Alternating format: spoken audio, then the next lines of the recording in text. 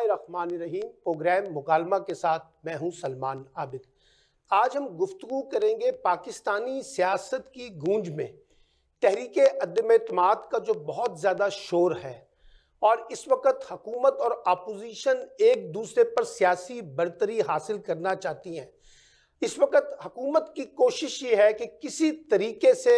ये जो तहरीके अदम एतमाद का खेल है इसे डिफ्यूज़ किया जाए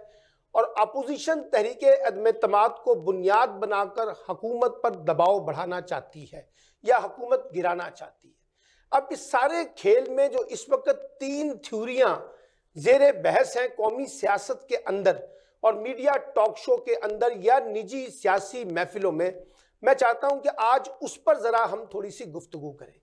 पहला नैरेटिव ये बिल्ड किया जा रहा है कि पाकिस्तानी इस्टेब्लिशमेंट इमरान खान से नाराज़ हो गई है और वो इमरान खान को इक़्तिदार से बाहर करना चाहती है। यही वजह है कि जो अपोजिशन की सियासत है उसमें एक नई शिद्दत, नया जोश, एक नया वलवला देखने को मिल रहा है। दूसरी थ्योरी ये पेश की जा रही है कि नहीं, अमेरिका या आलमी ताकतों की इस्टेब्लिशमेंट और पाकिस्तानी इस्टेब्लिशमेंट दोनों इमरान खान को एक सियासी बोझ समझती हैं और उसको निकालना चाहती हैं। यही वजह है कि लंदन में बैठे हुए नवाज शरीफ से लेकर पाकिस्तान में बैठे सियासतदान सब सरगर्म नजर आते हैं। और तीसरी थ्योरी ये चल रही है कि नहीं, इस वक्त पाकिस्तानी इस्टेब्लिशमेंट का ये मसला नहीं है, बल्कि वो तो चाहती है कि ये निज़ाम अपनी मुद्दत पूरी करे। असल में इंटरनेशनल इस्टेब्लिशमेंट जो है वो इमरान खान को अपने लिए एक बड़ा ख़तरा महसूस करते हैं। यही वजह है कि लोग कह रहे हैं कि ये जो तीसरी वजह है ये है इस वक्त पाकिस्तान में तहरीके अदम एतमाद के खेल के पीछे अमेरिका, और ख़ास तौर पे जो ये तासुर दिया जा रहा है कि इमरान खान की हुकूमत को गिराया जाएगा,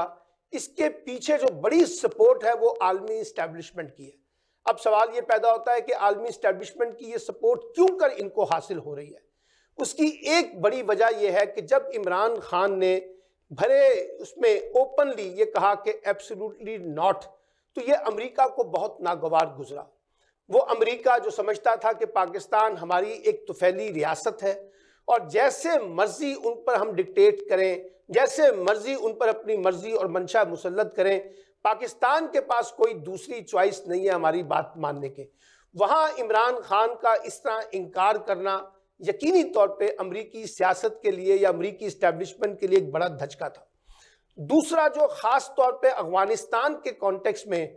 मुसलसल इमरान खान साहब जो हैं अमरीका को तनकीद का निशाना बना रहे हैं और कह रहे हैं कि जो अफगानिस्तान का बुरहान है उसकी बड़ी वजह अमरीका की मौजूदा पॉलिसी और हिकमत अमली है, और उनके बकौल अगर अफगानिस्तान में एक नया इंतशार पैदा होता है तो उसकी बराह रास्त जिम्मेदारी जो है वो अमेरिका पर आयद होगी।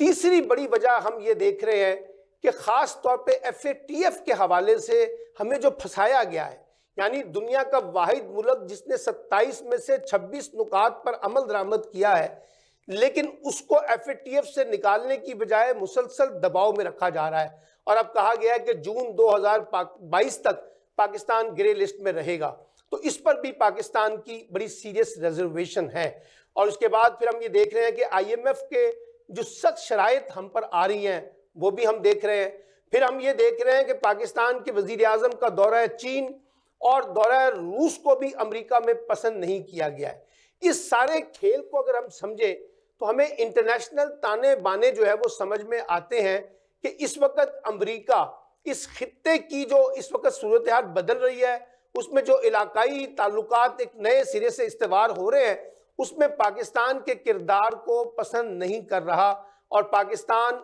चाइना और रूस के दरमियान बढ़ती हुई दोस्ती को भी शक की निगाह से देखा जा रहा है। अब सवाल ये है कि क्या अमेरिका ये जो अपोजिशन जमातों के अंदर ऑक्सीजन भर रहा है, और ये ऑक्सीजन जो है भरने के लिए ये भी कहा जा रहा है कि एक बड़ी वाफर अमाउंट जो है वो दी गई है ताकि अरकान असम्बली की खरीदो फरोख्त जो है उसको यकीनी बनाया जा सके और हुकूमत की हमायत करने वाले लोगों को तोड़ा जा सके। फिर इसी तरीके से ये जो कहा जाता है कि जो मुख्तलिफ तरीके इंसाफ के लोग हैं उसमें हम ख्याल ग्रुप है, उसमें जहांगीर तरीन ग्रुप है, उसमें अलीम खान ग्रुप सामने आ गया है, इनके अंदर भी इंतशार पैदा किया जाए। मुझे ज़ाती तौर पे लगता यह है कि तहरीक अदम एतमाद का कामयाब होना तो मुझे उसका इम्कान कम नज़र आता है, लेकिन अमेरिका की कोशिश यह है कि इस पूरे खेल से पाकिस्तान को ज़्यादा से ज़्यादा डिस्टेबलाइज किया जाए, पाकिस्तान के अंदर एक गैर यकीनी की सूरत हाल पैदा कर दी जाए और इमरान खान की हुकूमत को इतना कमज़ोर कर दिया जाए कि वो पाकिस्तानी रियासत के अंदर एक बोझ बन जाए और पाकिस्तानी इस्टेब्लिशमेंट मजबूर हो जाए कि इमरान खान की छुट्टी करा दे। हालांकि मैं ये समझता हूँ कि पाकिस्तानी इस्टेब्लिशमेंट इस वक्त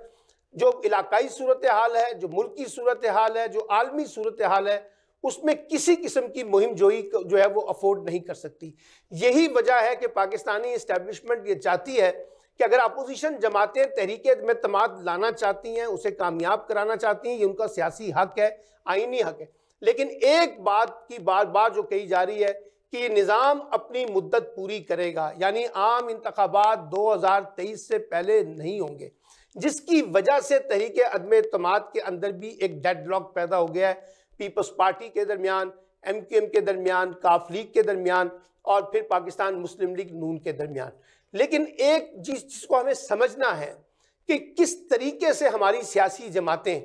नेशनल इंटरेस्ट को छोड़कर एक इंटरनेशनल खेल का हिस्सा बनने जा रही हैं और उसमें वो रियासती मफादात को पसे पुश डालकर इमरान खान दुश्मनी के ऊपर हमें वो मुत्तफिक नज़र आती हैं। और मसला अगर इमरान खान को निकाल भी दिया जाए, तहरीक अदम एतमाद कामयाब भी हो जाए, नाकाम भी हो जाए, तो उस सूरत में भी दोनों सूरतों के अंदर हम देख रहे हैं कि बुरहान पाकिस्तान का कम नहीं होगा बल्कि बढ़ेगा।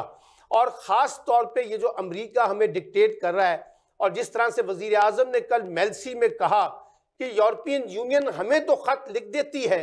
कि हम रूस की मजम्मत करें यूक्रेन के मसले पर, लेकिन कभी वो ये ख़त भारत को नहीं लिखेगी, कभी वो भारत को नहीं कहेगी कि वो रूस की मजम्मत करें, कभी वो भारत को ये नहीं कहेगी कि जनाब वो जो है मकबूजा कश्मीर में जो कुछ भारत कर रहा है उसकी भी मजम्मत करें। लेकिन पाकिस्तान पर इक्तिसादी पाबंदियों का डर, पाकिस्तान पे FATF का डर, पाकिस्तान पे IMF की सख्त तरीन शराइत, पाकिस्तान के ऊपर यूरोपियन यूनियन का डर पैदा करके अमेरिका अपनी डिक्टेशन पाकिस्तान पे मुसल्लत करना चाहता है, जिससे वजीर आज़म वाज़े तौर पर इंकारी हैं और उन्होंने बिल्कुल वाज़े तौर पे कहा है कि जब हम ये फैसला कर चुके हैं बतौर रियासत कि पाकिस्तान आइंदा किसी किस्म के दूसरे मुल्कों के तनाज़ात में या जंगों में नहीं उलझेगा, ना हम किसी की हिमायत करेंगे और ना हम किसी की मुखालफत करेंगे। हमें दूसरों के साथ जो रिलेशनशिप करनी है वो जियो इकोनॉमिक्स की बेसिस के ऊपर करनी है, जियो कनेक्टिविटी को इकोनॉमिक्स के बेसिस पे देखना है और हम अमन के तो शराकतदार हो सकते हैं दुनिया के साथ, लेकिन जंगों के शराकतदार नहीं हो सकते। अब देखना यह है कि तहरीक अदम एतमाद के इस खेल में इंटरनेशनल इस्टेब्लिशमेंट जिस अंदाज से इमरान खान पर हमला आवर हुई है उसमें कौन कितनी फतह हासिल करता है। और वज़ीर आज़म का ये कहना कि वो हर महाज पर डट के मुकाबला करेंगे और हर महाज पर अपने असाब स्ट्रॉन्ग करके उन तमाम तर मुखालफीन को जो पाकिस्तान के अंदर हैं या पाकिस्तान से बाहर हैं उनको भरपूर जवाब देंगे। तो अब देखना होगा इस खेल में कौन बरतरी हासिल करता है,